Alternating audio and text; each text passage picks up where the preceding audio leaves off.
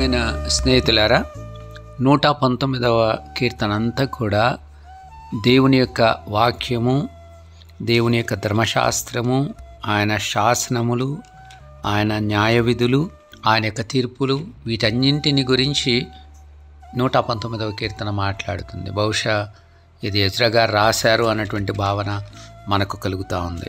ఈ 119వ కీర్తన 100వ వచనంలో వ్రాయబడిన మాటను గమనించండి. నీ ఉపదేశములను నేను లక్ష్యము చేయుచున్నాను, కావున వృద్ధుల కంటే నాకు విశేష జ్ఞానము కలదు. అనగా దేవుని యొక్క వాక్యాన్ని ఎడతెగక ధ్యానించేటువంటి వారికి, వాస్తవానికి 97వ వచనంలో నేను దినమెల్లా నీ యొక్క ధర్మశాస్త్రమును ధ్యానించుతున్నానన్న మాట 97వ వచనంలో కనిపిస్తుంది. దేవుని యొక్క వాక్యాన్ని ఎవరైతే ధ్యానించేటువంటి వాళ్ళుగా ఉన్నారో వాళ్ళందరూ కూడా జ్ఞాన హృదయములు కలిగినటువంటి వాళ్ళుగా ఉంటారు అన్న విషయాన్ని దేవుని వాక్యం మనకు గుర్తు చేస్తుంది. ఎవరైతే దేవుని యొక్క ఉపదేశాలని లక్ష్యం చేసేవాళ్ళుగా ఉంటారో వృద్ధులకు సామాన్యంగా వారి ఏజ్ని బట్టి వచ్చేటువంటి జ్ఞానము కంటే ఎక్కువైనటువంటి జ్ఞానాన్ని దేవుని యొక్క వాక్యాన్ని ధ్యానించడం ద్వారా మనం పొందగలుగుతాం. ఇది మొదటి. రెండవది, దేవుని యొక్క శాసనాల్ని, వాక్యాన్ని మనం ధ్యానించడం ద్వారా మన బోధకులందరికంటే విశేష జ్ఞానము మనకు కలుగుతుందని 99వ వచనం మాట్లాడదు. మనకు బోధించే వాళ్ళకంటే కూడా మనకు విశేషమైన జ్ఞానం కావాలి అంటే దేవుని యొక్క వాక్యాన్ని మనం ఎల్లప్పుడూ ధ్యానించేటువంటి వారంగా ఉండాలి.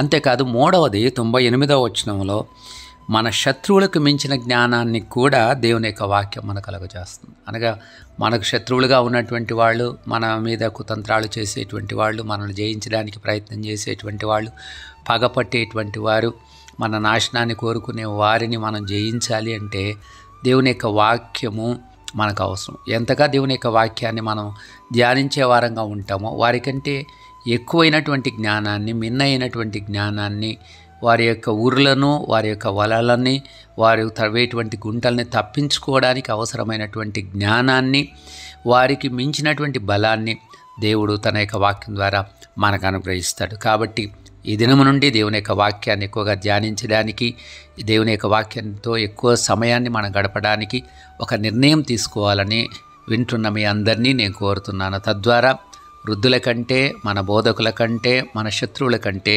ఎక్కువైన జ్ఞానములోనికి దేవుడు మనల్ని తీసుకొని రాగలడు. అలా చేయటానికి దేవుని కృప మనందరికీ అనుగ్రహించబడును గాక.